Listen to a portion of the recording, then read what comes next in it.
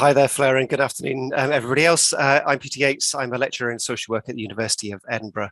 I've been a practitioner and latterly a researcher in the area of sibling sexual abuse for a few years now. And I'm a co-author of the Sibling Sexual Abuse Knowledge and Practice Overview, along with Stuart Allardyce, that was published by the Centre of Expertise on Child Sexual Abuse. Thank you, Peter. Hannah, could I ask you to introduce yourself, please? Yes, of course. Hi, Fleur, and welcome to everyone. My name's Hannah Cooper. I'm service manager for Purple Leap, which is part of RASAC. We led on the child and young person aspect of the sibling sexual abuse alongside you. My background is in social work. I've been working with children and families for the last 20 years. Thank you, Hannah. And Andie, can I ask you to introduce yourself? Yeah, thanks, Fleur. Hello, everyone. Good afternoon. I'm Dr. Andie Collins. I'm a clinical psychologist and I work in the harmful sexual behaviour team within the Gloucestershire CAMS, that's the Child and Adolescent Mental Health Service. We're a very small team working specifically with children and families where a child or a young person has engaged in harmful sexual behaviour. Thank you, Andie. So the first session that we're going to be talking about this afternoon is around how best to work with families affected by sibling sexual abuse within the wider safeguarding system. And Peter, I was wondering if I could direct the first question to you, which is, why is it important to work with the whole family rather than just the individual child who has been abused? Yeah, I think there are probably two main reasons really why it's important to work with the whole family rather than just the individual child. Firstly, because the whole family is affected by the abuse in some way. So the child who has been harmed is clearly going to be affected. We know that sibling sexual abuse is a serious form of sexual abuse and maybe every bit as harmful as sexual abuse by a parent. So clearly they're going to be affected. The child who has harmed, of course, we need to address their behavior with them, but they may also be upset or distressed in some way by their own behavior, as well as I think any other kind of traumatic experiences or other kind of stressful experiences that they've had in their lives, which may help us to understand why they have sexually abused their sibling in the first place. Parents can be very distressed by this situation. They often describe it as being a crisis within the family, feel that they're really in an impossible situation, torn between the different needs of their different children. Sometimes can find it very hard, really kind of struggle to come to terms with the idea that this has happened, sometimes kind of blaming each other, feeling ashamed, stigmatized, socially isolated, sometimes just completely overwhelmed really by what's happened. And I think some of those feelings and experiences can also be mirrored amongst the wider family, amongst aunts and uncles, grandparents, possibly also with anxieties about other children within the wider family. So I think it's important to work with the whole family because everybody in the family is affected by the sibling sexual abuse in some way. And I think in addition to that, and welfare research, I think is particularly helpful in outlining some of the ways in which the different responses of different family members can have implications for each other. So, for example, if parents are very worried about and therefore perhaps quite focused on the child who is harmed because they're no longer living with the family as a result of the sibling sexual abuse, maybe they are also facing some quite complicated and frightening legal processes. The child who has been harmed then may feel quite protective towards their parents, recognizing the distress that they're experiencing and therefore not want to talk too much about the details of what happened to them. Then the parents may feel that they're being kept at arm's length, being shut out in some way by the child. The child then feels like the parents just don't really understand their experiences and feeling like the parents just really don't get it. And so their relationship can become quite kind of strained as a result. And then other siblings in the family who have not been involved in the abuse, I think they're often overlooked actually in the literature as well as in practice, but they can also be quite significantly affected by the situation. Perhaps trying to seek justice for the child who has been harmed, but then potentially placing themselves at odds with their parents or the child who is harmed. Sometimes trying to steer just kind of a neutral path, but then risk upsetting and distressing the child who's been harmed. Or maybe that the whole situation is just overwhelming for them. They just immerse themselves in their own interests in school or whatever, but actually then become quite disconnected from the family altogether. So I think Alan Welford's research is helpful in helping us to understand that we need to work with the whole family because the whole family is affected, but we also need to work with the family members in different combinations together with each other in order to work through and repair some of these, kind of these damaged relationships. And if we don't, then the repercussions, of the sibling sexual abuse can actually then, can last, right throughout, the lifetime. Families are often thrown together again at funerals, at weddings or other kind of significant kind of family events. And unless we've worked with family members to repair and restore these damaged relationships, then these events can really be quite fraught for family members, and actually also quite unsafe for family members as well. So it's really important to work with the whole family in essence, because the whole family is affected in some way. The second reason I think why it's important to work with the whole family is that the roots of sibling sexual abuse can often be found and understood within pre-existing sibling relationships and family relationships and family stress. Not always, I should say, but often that's the case. So we know, for example, that sibling relationships are very influential on children's development, and they can be the longest lasting of all of our relationships in our lifetime, I think, as Stuart was talking about earlier. So it's going to be important for us to understand not only the impact of the sibling sexual abuse on that relationship, but also to understand what it might have been about those pre-existing sibling relationship dynamics that may have contributed to the sexual abuse taking place. And otherwise, whilst this is very complex, behavior and kind of multi-determined behavior, there are a number of studies now that have outlined very common factors in the families, in the family backgrounds of children who have sexually abused their siblings. So whether this is around domestic abuse or kind of physical abuse or kind of physical chastisement, maybe poor sexual boundaries within the family home, such as children witnessing parental sexual activity, for example, parent-child sexual abuse or kind of lack of supervision, amongst other kind of issues. So it's going to be important for us to address those issues in their own right, of course, but also it's going to be important to address those issues in terms of how they relate to the children's harmful sexual behavior. And we're not going to be able to address the sibling sexual abuse effectively unless we also address some of these underlying issues. So just to maybe give an example of that, there was a family that was described to me in research that I undertook, whereby there'd been quite extensive domestic abuse between the parents, so that the father being abusive towards the mother, and quite a lot of arguing and physical fighting between the parents as well.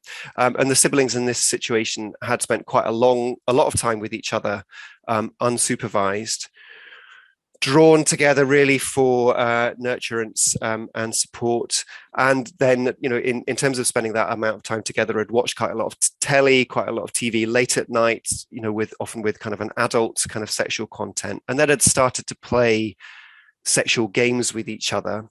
But over time, these sexual games escalating in terms of their seriousness, but also the older sister particularly then starting to want to have these games more than the younger children and to demand these games of the younger children. So it started to take on a much more coercive and abusive quality to it.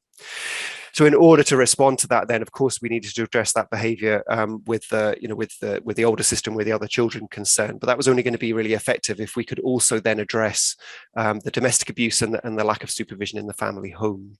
As it was, the parents separated. The mother then showed a good deal of insight into the impacts of the family dynamics on the children, and was then able to talk about that with wider family members, so grandparents and an aunt and an uncle too. So then the strengths of the family were able to be harnessed really to support the children to move on from the sibling sexual abuse that had taken place. So kind of two kind of these kind of main reasons really, I guess. So understanding that the sibling sexual abuse affects the whole family, that the roots of sibling sexual abuse often lie within family dynamics and family stress, but then equally the possibilities for moving on from the sibling sexual abuse then often also lying with the family and family work. Thank you, Peter. So much that we could unpack just in that one conversation that you've given us, and I can see chat around issues such as the impact on other siblings, which is something that we won't address today, but is clearly something that could be looked at further. So thank you very much for that. Building on what Peter was saying, Andie, I was thinking that I was asking you a question around challenges, and I'm thinking around the challenges that you can foresee in working with families and the whole family, but also around harnessing strengths and from the point of view of so challenges and harnessing strengths. Could you talk to us a little bit about that? Can certainly start to. Yes, I think sometimes because of the difficult family dynamics that underlie the abusive sibling behaviour, parents or other wider family members often have very different responses to the behaviour. Some regarding it as experimental, just boys being boys, others being very shocked and alarmed, and there can be a real focus on the need to fix the child, blaming each other, finding it hard to believe it's happened at all. And these mixed messages from family members won't help the children to move on from their behaviour either. So I think it is challenging, and it is really important that we don't pathologise those different responses, but understand them as ways of trying to cope. And it's hard for parents and relatives to come to terms with what's happened. We need to support them emotionally. We need to provide emotional containment and gently help them come to a shared understanding of the seriousness of what's taken place, so that they can all play their part in promoting those sort of safe, healthy relationships within the family. Yeah, and I would also maybe just kind of add, just in addition to what Andie was just saying there, that sometimes these divided loyalties and splits within families are really exposed by the sibling sexual abuse, and sometimes explain some of those different family responses. So maybe the stepfather, kind of says, well, it's always my son who gets blamed, for everything that goes wrong in this family, and therefore that maybe contributes to his, minimizing of what's happened.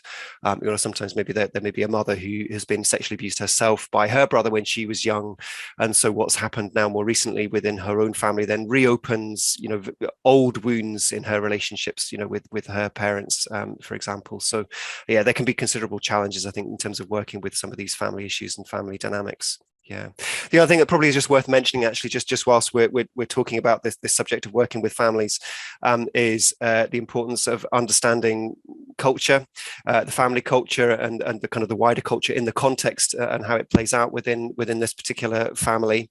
It's a big topic, so it's not really one that we've got time to address just now. It may be addressed in a bit more detail in the following session.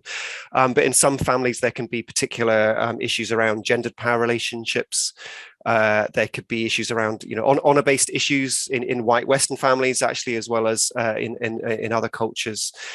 Sometimes there are families who have, considerable strengths, who are very loyal to each other, but maybe then quite cautious about, outside involvement. So rather than pathologizing that as being somehow kind of hostile and closed, it's kind of really recognizing and working with the strengths that are actually kind of presented within those families and within those communities. So it's a big issue, complicated issue. John Cafaro writes about it quite well, I think. So his work is worth looking at. In summary to your question, though, Fleur, in terms of why should we work with families rather than just the individual child? Because it affects the whole family, because the roots of sibling sexual abuse often lie within pre-existing family relationships, family stress and family dynamics, and the roots the pathways out of sibling sexual abuse often lie within families as well. Thank you, Peter, and thank you, Andie, for that. And I think, again, there's conversations around the pathologizing, the concept of emotional containment, and what you were saying, Peter, around the concept of understanding the family context, both for why the sibling sexual abuse may have occurred, but also around possibly a journey out of that as well. Following on from that, I was wondering, actually, Hannah, if I could turn to you now and talk to you and to hear around some of the challenges of the family, of working with the family, but if we widen this out, so if we look at the wider safeguarding system and how that works, working with a family within the context of sibling sexual abuse. Of course, Fleur. So I think the starting point is to recognise the complexity we've been talking about today, and I think the starting point with this is that there is a number of challenges for the professional network and for professionals individually. For the purpose of this conversation, I'm going to focus on 4 particular challenges that we identified through practice, but also through the research of the project with Birmingham University. So the first one just to think about, and the first one that came up quite significantly in terms of our research, was thinking about the risk within networks, about minimising or catastrophizing the sibling sexual abuse and things that have taken place within the family. And I think there's a number of reasons for a range of responses, but particularly in terms of overreaction, sometimes this can be around fear and anxiety. And I've seen lots of discussion in the chat around professionals and fears and anxieties, which I'll come on to shortly. Also, and again, this links back to what Stuart and Simon Hackett were talking about in terms of understanding around sexual development. And it was evidence that quite often there can be an overreaction because of people's actual level of understanding around child development and actually specifically sexual development. And again, for professionals within a network, when do behaviours become harmful? And again, I think what Simon talked about earlier was really helpful in that sense, but I think in terms of professionals generally dealing with sibling sexual abuse, they may not always know that. Another response that we do sometimes see within professional networks as well is the minimising of abuse or the behaviours that have taken place. And I think that, again, there's a number of potential reasons for this taking place. Initially, lots of stigma attached to interfamilial abuse, but then you add to that thinking about siblings harming each other. I think that adds a different dynamic, and also the nature of the stigma that attached for families around that and professionals working within that. There's, and I think it's been highlighted a few times today in terms of the lack of understanding around for professionals around sibling sexual abuse, and I'll talk more about training and things a little later. And again, very much linked to Simon this morning around the lack of knowledge around harmful sexual behaviours in general. And I think what is also really important to acknowledge is sometimes responses from families can be mirrored in the professional networks as well. So there can be minimising and denying within families, which also can be replicated within the professional network. Again, from my experience into our service, quite often when children have caused harm, and particularly around siblings, is that professionals are quite panicked and react very quickly to a situation. So quite often I spend quite a lot of time sort of calming and just to say, you're okay, you can manage this, but just to understand actually what's taken place and to think about it in terms of development and what has harm been caused and how it needs to be responded to. So that's the first one, first challenge that was recognised. I think one of the other ones, and linked to that, is about professionals being clear about what has actually taken place.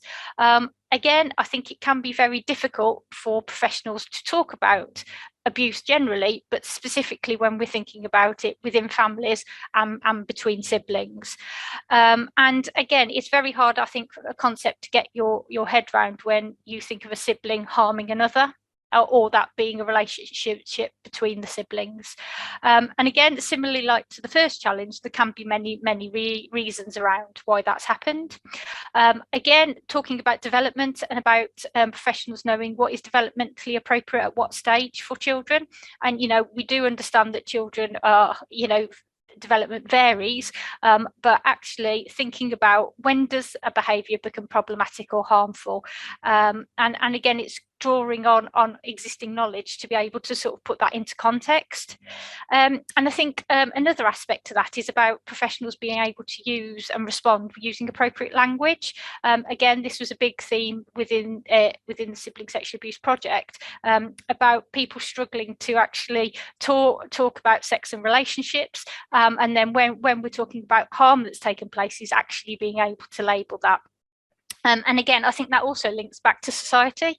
There is a reluctance in society to talk about sex and relationships generally. You add an abusive situation within families, that can make it even more complex. I'm going to move on now to my third challenge for the network, and I think this is really significant. It is around fear and anxiety within the network, and I think that has been picked up through today's conference, and I think that's can, dealing with sibling sexual abuse can highlight a range of feelings and emotions, including fear and anxiety, but a lot of others within ourselves. We've talked a lot today about how that happens within families, but that also can happen within the professionals supporting these families. And again, so linking back to the other two challenges we've talked about, this can be linked to the limited knowledge and experience of the professionals in dealing with sibling sexual abuse. Also, knowing where to go for support and guidance, because I think sometimes that's difficult, because when you're presented with something, and we've talked about it being a crisis within a family when this takes place, if you're dealing with that crisis, knowing what to do with it can sometimes be really tricky. And often professionals are working with multiple family members, so it's also about trying to balance the needs across that network. I thought it might be helpful, just very briefly, to put it in context with a case example. So a 10-year-old boy reports to his teacher that his 15-year-old brother has sexually assaulted him one evening in his bedroom. This resulted in an investigation between Children's Service and the police, and resulted in the 15-year-old boy being removed into foster care. So thinking about that example, what then happened is the family weren't known before this stage, but then it involved a large group of professionals, police, a social worker, 2 different school settings, an advocacy service for the child that had been harmed, a harmful sexual behaviour service for the child that caused harm, support within the family, so family support, a foster carer. So initially, from being a very small network, this has got very, very big. And the challenge with that is that all those professionals within that network have different roles and responsibilities, and potentially will have a range of perspectives on what has taken place. So using this example, the social worker, this was the first time that she's ever experienced sibling sexual abuse. So she was a social worker for both children at that time, and she was trying to balance but supporting both the children but also the wider family. The teacher for the 15-year-old was who was believed to have caused harm, found it very difficult to believe that had taken place, because in her eyes he was a model student. There'd been no issues in school, and she found it very difficult to see why she needed to put a risk assessment in place in school, because in her eyes she hadn't seen any concerns of that nature. In contrast, the primary school for the 10-year-old had seen a change in this child's behaviour, and they'd got a really good relationship and felt that this child was being truthful. You then had added the sort of perspectives of the family in those sort of circumstances, and both parents had very contrasting views on what had taken place. Mother was unable to see that her 15-year-old boy has caused harm. The father, he was little less unsure and had a feeling something had taken place. So what I was trying to highlight with this is that there's a range of needs, a range of responses across the network, and it often means is that people are at different points in terms of knowledge and experience. So that bringing all that together can be a real challenge. And I think one of the other pieces of research that we found, and so one of the findings was quite often professionals' experience of sibling sexual abuse is by directly experience working with those families rather than having an existing knowledge. And I'm going to come on to training in just a moment. And again, because of this, people are at very, very different stages in the process, and the challenge is bringing that all together to prioritise the safeguarding of those children, but also the family. Linked to that, I think another thing I wanted to mention as well is quite often, and I think it was Stuart who mentioned this earlier, is that quite often children come to the attention of Children's Services for different reasons, not necessarily sexual abuse or particularly sibling sexual abuse. So it may be around neglect, domestic violence, physical abuse. I apologise, I think it might have been Anna actually who said it, so I do apologise, Anna, if it was. And again, my experience when working with a large sibling group, it wasn't till they were became looked after because of neglect, domestic violence, and parent with additional needs, it wasn't until they were in foster care that it was actually disclosed some sibling sexual abuse. So for me, first-hand experience is where my journey in terms of supporting sibling sexual abuse took place, and I think that happens for quite a lot of professionals. And just to conclude, really, one of the final challenges, and Kieran raised this earlier, is the lack of training and understanding across the networks around sibling sexual abuse. Again, a very significant finding of ours was there is no the training is very inconsistent, you know, it is developing, but there isn't a specific training that the wider professional network can access. And I think, you know, that is also a challenge, because if we talk about the fear and anxiety and the chances of minimizing and catastrophizing, you can see why there's something that needs to be put in place so there's a more consistent understanding across safeguarding networks.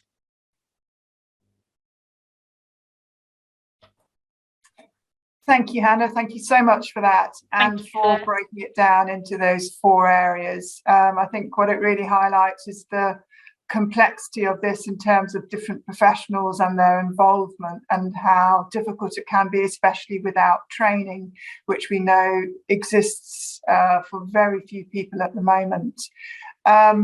So working within that context, actually, Andie, I was thinking about it, listening to Hannah, about a question which was around examples, I suppose, of working with families that you may have through your own practice, and in particular around things that have worked well and not so well. I wonder if you could talk to us a little bit around your personal experience and share it with the conference. Yeah, Fleur, thank you. I could probably fill all the time left in the rest of the afternoon with examples of when things haven't gone so well. As everybody's talked about today, this is really complex work. I'll try and focus on the better outcomes. We know when children engage in sexual behaviour, as Hannah said, it's anxiety provoking for everyone. We know that high emotions get in the way of calm thought and can make interactions difficult. So at a time when we really need a good network to come together for the family, we often struggle. Communication can be misunderstood and perspectives can quickly become polarized.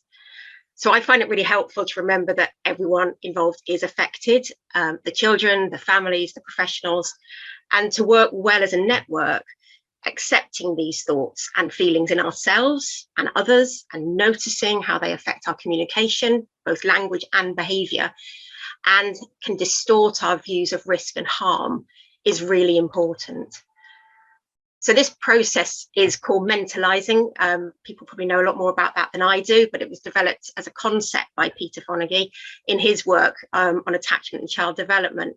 And it's used in many ways, but I'm particularly been interested in the use of it to support teams of workers and promote those sort of professional peer relationships through the AMBIT framework. The AMBIT project was developed at the Anna Freud Centre and supports teams to work in this integrated way. And there's a link to that, I think, in the reading list that will go out from this. But in practice, mentalizing in this work, mentalizing improves our ability to work together as a team and to support and to contain the family, hopefully providing the connection, collaboration and cohesion that Jane Smith talked about earlier. With this, we're better able to come to a shared understanding of risk, of strengths and of goals, and we can move things forward for the family.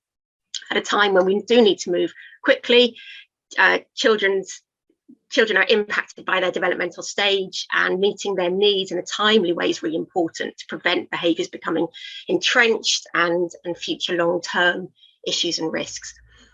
So for an example, some years ago, I worked with a family in which the eldest son had harmed his sister. Their stepdad saw him as presenting a very high risk, and as a result, he was quite dysregulated in the meetings. His anxiety was spiralling, and he was fearing for his own much younger daughter's safety. His anxiety was mirrored by that of the school, where the boy was under very high supervision. And the child in need meetings that were attended by lots of professionals, as well as the family, were incredibly hard to manage. Anxiety kept the conversations about risk cycling and increasing a kind of demonizing of this boy. Unfortunately, changes of social worker meant that this high risk story was being retold, cementing it as a fact. And that was really impacting on our ability to move forward. I was finding myself becoming increasingly frustrated, starting to feel pretty hopeless, as I felt that we weren't able to agree on what was needed to help everyone. So through reflective supervision, I was able to consider how my response was experienced by this stepdad and the other professionals. And I was able to consider how my experience in this area might be affecting the way that I was working with the network. What this boy had done was wrong, but I had worked with much riskier young people. So I was optimistic and keen to focus quickly on strengths in the family, planning interventions. But their experiences were different. And whilst I knew that I needed to reduce their anxiety, I first had to acknowledge it and I had to validate it, because it was absolutely okay that they felt like this. Through the assessment sessions, stepdad's own history of having witnessed violence and sexual abuse of his own sister when he was a child was shared. So I spent some sessions exploring this with him and getting alongside him to acknowledge how scary this current experience now was, bringing up similar feelings, but this time as an adult rather than as a powerless child. His response was to want to use his power to control and end the risk. And he was calling for a very punitive and restrictive response. Similar work was needed to understand the position of the school. This young boy had a history from a previous school of being aggressive when he was about 5 or 6 years old and struggling with friendships. So he had a bad name in the school already. And the school lacked understanding that then came out from our assessment, which explained this behaviour as a response to his own traumatic experiences when he was much younger, also of witnessing domestic violence and sexual abuse. So sharing this with the school helped to re-story his presentation, create a more holistic view of him. And they were able to start to see this 10-year-old as having more dimensions to him and having also experienced some harm. So slowly, as we were able to share this information and explore where there was risk, where there wasn't, or where it was significantly less, the professional network was able to work together to parent the family. So thinking together, holding risk, making decisions. The professional network has, to coin Spider-Man, amongst many others, great power and therefore great responsibility. Professionals who have little experience in this area can need a lot of support to help them manage the anxiety that these cases raise. And those of us who have more knowledge, more experience, must understand the impact of these different perspectives. Wherever you are on this continuum of expertise or experience, the skills that you already use in the work with children and families can be used then in the network. And that can help them sort of to reduce the emotional response, think more clearly, and create ways of working together. So I do think that practice, reflective practice and supervision are critical for anyone working in this area. Reflective practice means really noticing our own responses, being willing to explore them, and where necessary to change them. And with this, we can challenge ourselves and be challenged in ways, in a healthy way. It helps us to create space for thinking and for challenging the system, which is really healthy. There's a long journey to come for the families that we work with, as we've been hearing about today. And the professional network isn't going to be there long term. So we have an opportunity to lay groundworks while we're all involved, to try and model openness, I guess, bravery and hope that parents and carers can take forward when we're all gone. And that can be difficult. I have I guess another example, a piece of work that I hold in mind that I try to hold to get onto to give me hope whenever I'm feeling a bit overwhelmed by a family's situational needs. It's a family I was working with a long time ago now. I hold on to it because it was a good one, and you have to hold these. I was working in a family where the eldest child, Tom, had sexually harmed one of his younger brothers. When I received the referral, he'd already been moved to his grandparents, and the family were all struggling for different reasons. He'd been the extra pair of hands in this busy family. Dad had health problems and mum struggled with anxiety. And the adults in the family and the extended family were really struggling to believe that this trusted and helpful young man could have sexually harmed his brother. Now, I work in ways, I use stories to support the mentalising. So making it explicit that we all come with our existing stories and looking at the stories that people in the family and the network have about others. In this instance, I was enabled to bring this therapeutic perspective because there was a really well organised and coordinated professional network. And that's priceless, led by a social worker who really wanted to understand and support the work, despite not having experience in sibling sexual abuse. So the network could support the therapeutic work, which included direct work with Tom using narrative approaches to create space between him and the behaviour, kind of empowering him to take a position against the behaviour without having to be against himself. And we also work with parents together and separately, again, drawing on a narrative approach where externalizing conversations could help them stand against the behaviour, but not against their child. And it was also important that there was psychoeducation, practical information to increase support and safety in the family. We used the NSPCC Parents Journey visual to help both parents and the professionals understand what was being expressed at different times. And that really helped reduce negative judgments. The social worker was able to look at more practical aspects, supporting him in his sort of need for developing healthy peer relationships and looking at the care needs within the family. Primary school family support worker supporting a younger child, and we were able to use a restorative approach, bringing everyone together. Eventually, the older boy was able to move back home and the family could start to heal. So I guess my thinking is that professionals with skills in working with families can use those same skills to work with a professional network. Holding on to these are skills of holding on to curiosity and empathy and not making assumptions. There's a range of therapeutic models that we can bring into this. For me, it's the narrative externalizing approach and circular questioning from family work, but opening up communication, reducing high emotion and making space for mentalization in using whichever skills you have. And finally, I guess the trauma and abuse and the impact of this on the family need to be held with compassion and with understanding, but that needn't and mustn't paralyze the professionals. We need to be aware of the impact of trauma and personal history and experience within the professional network too. While the family have to stay involved with the process, both therapeutically and in terms of safeguarding, and we, the professionals, must support them with this, it is really important that professionals have the space to reflect and to be aware at times when their own trauma might mean that they need to step away. So good management support and a prioritization of supervision is essential if professionals are going to have the courage to do this and work effectively with families.